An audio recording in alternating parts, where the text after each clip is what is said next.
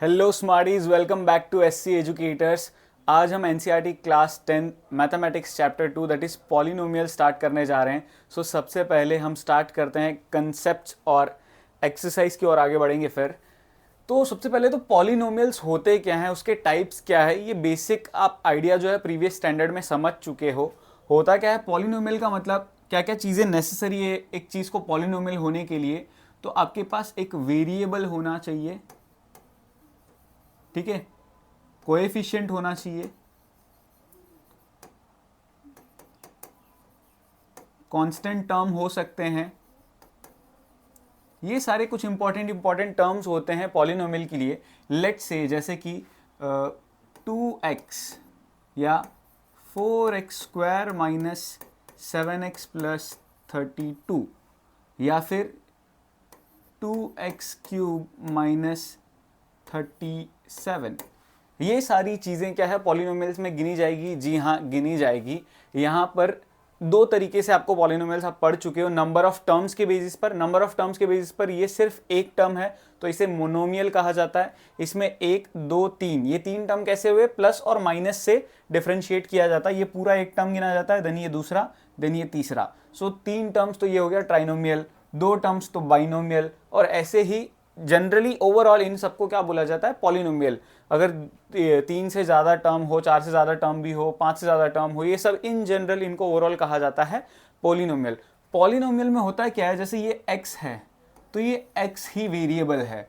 ये x के आगे कोई नंबर जो होता है उसे कहा जाता है कोएफिशिएंट, ठीक है। और वहीं पे अगर बिना वेरिएबल के साथ में कोई नंबर हो, जैसे यहाँ पर क्या है 32, तो इसे कहा जाता है कांस्टेंट टर्म। यहाँ -37, यस -37, यहाँ पर साइन भी मैटर करती है, ये भी अपने आप में एक कांस्टेंट टर्म हुआ।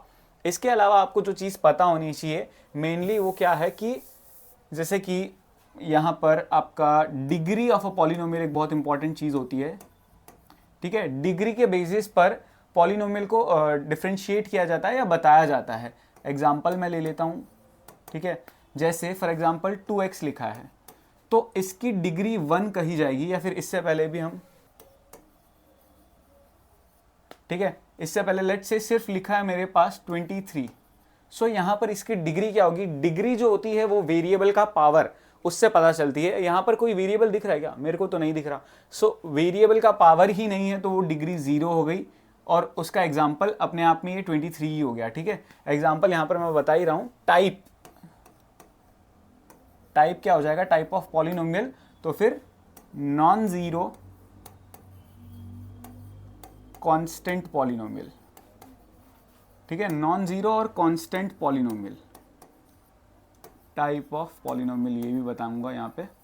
इसके बाद एग्जांपल क्या हो सकता है, 4x प्लस 3, ठीक है। यहाँ पर वेरिएबल क्या है x, उसका पावर क्या है 1, सो डिग्री क्या हो गई आपकी 1। सो इसका टाइप ऑफ पॉलिनोमियल इसे क्या कहेंगे, लीनियर। ये क्लास 9 में आप पढ़ चुके हो, कोई नई चीज़ नहीं बता रहा हूँ, बस रिकॉल करवा रहा हूँ थोड़ा। फिर आपका आ गया 2x² माइनस 4x प्लस 4, ठीक है। सो ये क्या हो गया, इसकी डिग्री होगी 2, क्योंकि x का सबसे बड़ा पावर क्या दिख रहा है 2, और इसे क्या कहा जाता है, क्वाड्रेटिक। ये बहुत इंपॉर्टेंट है खास करके, क्योंकि इस पॉलिनोमियल चैप्टर में भी आप काफ़ी हद तक पढ़ोगे, और प्लस इस क्वाड्रेटिक के नाम से अपने आप में एक चैप्टर 4 है, दैट इज क्वाड्रेटिक इक्वेशन। इसके बाद क्या होगा, लेट्स से x³ माइनस 9, ठीक है। 9 की जगह एक काम करते हैं 27 ले लेते हैं, ठीक है। सो इसकी डिग्री क्या होगी 3, और इसे क्या कहा जाता है, क्यूबिक। यहां पर आप पूछोगे x² वाला टर्म नहीं है, x वाला टर्म नहीं है, वो चलेगा। सबसे बड़ा पावर जो होता है ना उसका होना जरूरी है, उससे छोटे वाले टर्म्स नहीं हो तो भी चलेगा। तो क्या x² मैं सिर्फ लिख दूं तो क्वाड्रेटिक होगा, जी हाँ होगा।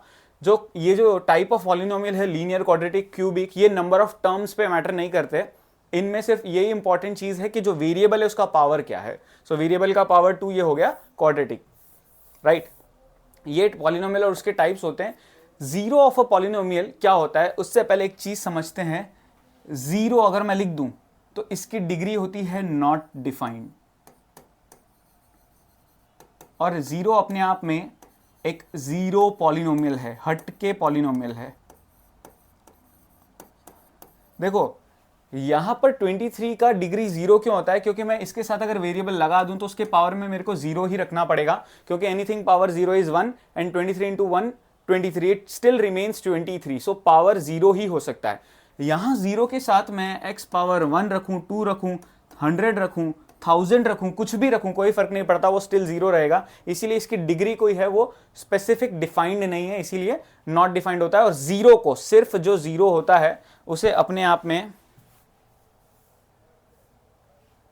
सिर्फ जो 0 होता है उसे अपने आप में 0 पॉलिनोमियल कहा जाता है, ये पता होना चाहिए। सो 0 पॉलिनोमियल और 0 ऑफ अ पॉलिनोमियल बहुत बड़ा डिफरेंस है, इसका लॉजिक एकदम ध्यान से समझना। सिर्फ जो 0 एक नंबर जो है उसे 0 पॉलिनोमियल कहा जाता है। 0 ऑफ अ पॉलिनोमियल का मतलब क्या होता है?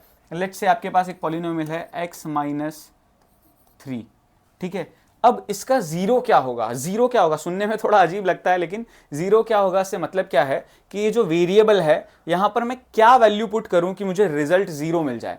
सो ये तो लीनियर इक्वेशन है, इसका ऑलरेडी तुम लोग समझ चुके हो, क्लास 8 में आई गेस आ चुका है linear equation in one variable. उसको कैसे सॉल्व करते हैं? इक्वल टू 0 पुट किया, -3 उस साइड चला गया तो x की वैल्यू क्या मिली? 3। सो इस पॉलिनोमियल का 0 क्या है? 3। 0 क्या है? 3। यस, अगेन 0 क्या है? 3। इसका मतलब क्या हुआ? 3 एक ऐसा नंबर है जो मैं वेरिएबल की जगह पुट करूं तो रिजल्ट मुझे 0 मिल सकता है।